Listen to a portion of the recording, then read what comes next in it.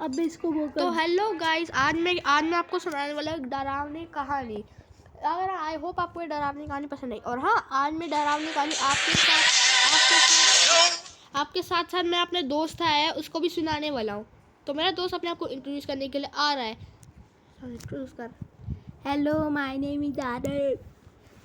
तो आरव भैया, क्या आपको आज की मेरी स्टोरी सुनने में इंटरेस्ट है? हाँ। चलो हम स्टार्ट करते हैं। तो स्टोरी को स्टार्ट करने से पहले मेरे कुछ पॉइंट सुन लो। देखो, ये स्टोरी रियल लाइफ पे बेस्ड है। तो और इसको मैं कोई ऐसे कहीं से लेके नहीं बोल रहा है। ये स्टोरी रियल स्टोरी है। तो इस कहानी ये है, जब मेरा कॉलेज में मेरा फर्स्ट ईयर स्टार्ट हुआ था, हम जिस कॉलेज में शिफ्ट हुए थे वो कोलकाता में था, कोलकाता के अंदर था। तो हमारे सीनियर कॉलेज के अंदर ना दो बिल्डिंग्स एग्जिस्ट किया करती थी। एक तो पहले जूनियर वाली और एक सीनियर वाली। तो ठीक है, तो मेरे को पहले ईयर में मेरे को फर्स्ट बिल्डिंग में शिफ्ट कर दिया गया।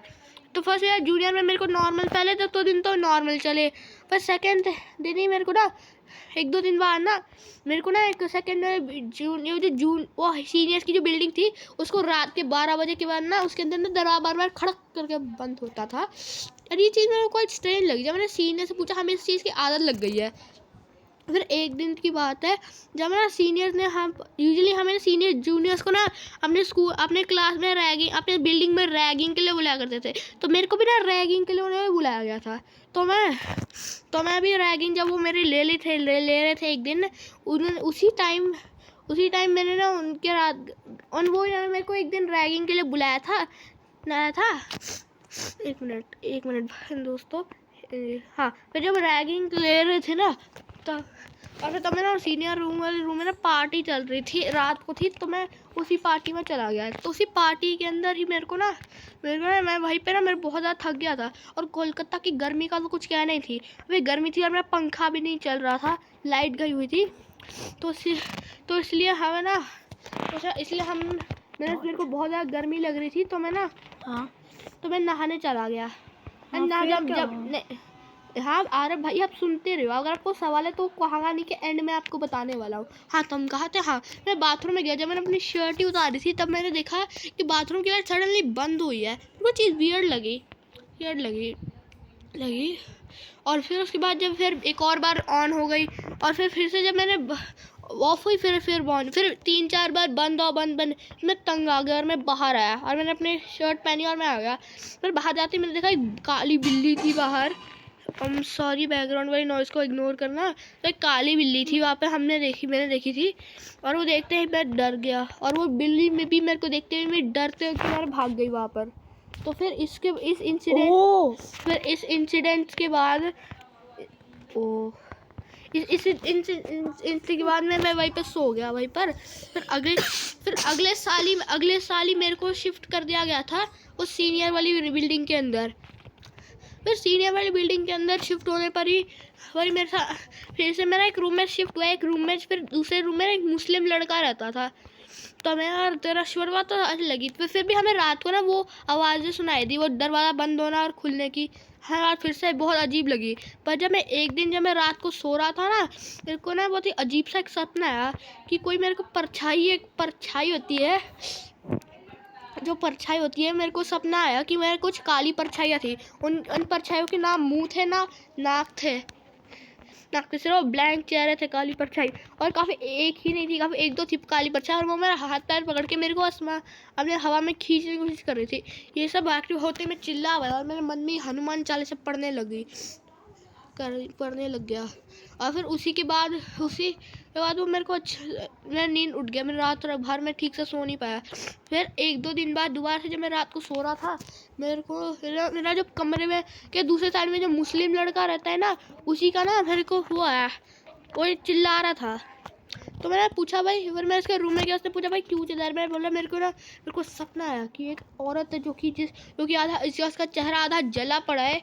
वो मेरा बेड के ऊपर मेरे ऊपर खड़ा होकर मेरा गला दबाने की कोशिश कर रही थी। और फिर आते ही वो मुस्लिम इतना डर गया था कि मैं उसके साथ ही सोना पड़ा। फिर 1-2 दिन बाद फिर से जब वो रात को मैं सो रहा था, और फिर मेरा एक और बार किसी ने मेरा दरवाज़ा खटखटाया।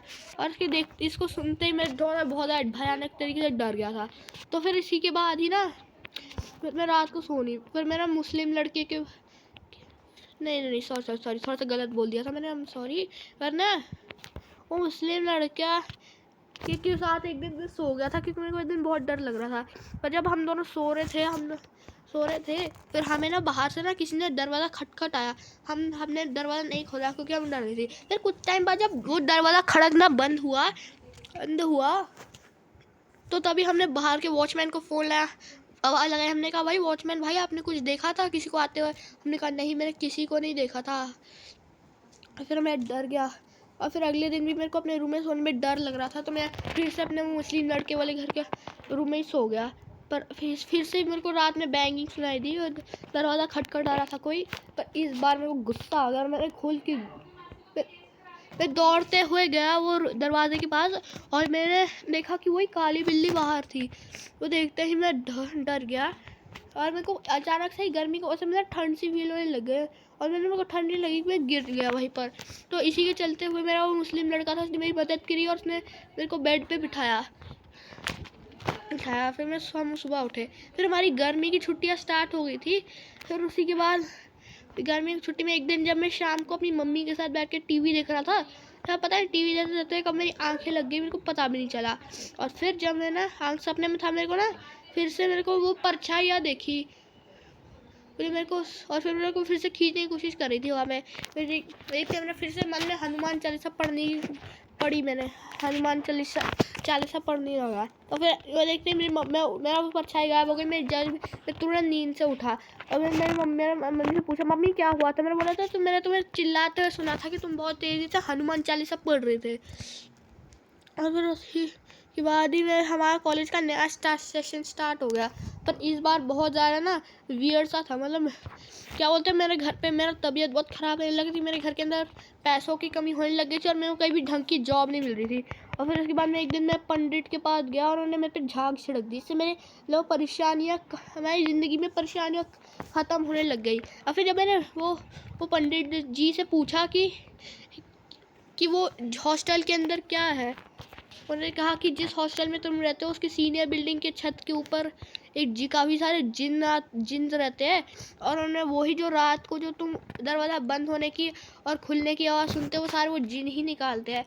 तो और फिर इसको सुनने के बाद मैं डर गया, और वो जो काली बिल्ली थी वो भी एक टाइप से एक जिन ही थी, इतनी थी। फिर उसके बाद मेरी सारी परेशानियाँ ख़त्म हो गई थी, और फिर ये कहानी यहीं पे ख़त्म होती है। अभी वो पहला गाइस, आपको एक कहानी पसंद आई होगी यार, लाइक एंड सब्सक्राइब। और हाँ, आरब भाई का पॉडकास्ट भी यहीं पे ख़त्म होता है। एंड गाइस यार, अगर आपको पसंद आया प्लीज़ सब्सक्राइब करो यार, क्या कर रहे हो तुम? 30 सब्सक्राइबर से हम लोग रोब्लॉक्स स्टार्ट हो जाएगा। अगर हम 30 सब्सक्राइबर रीच कर लिए तो हम रोब्लॉक्स की सीरीज स्टार्ट करेंगे। अगर आप लोग चाहते आज सुबह तक कर दिया, नहीं तो हम लोग सुबह से 2 प्ले से करेंगे, क्योंकि मैं मंडे पे जा रहा हूँ। मेरा दोस्त मंडे को जा रहा है, तो हम सिर्फ चैनल की रीओपनिंग थी, तो मैं अकेला सिर्फ मैं ही रहने वाला हूँ।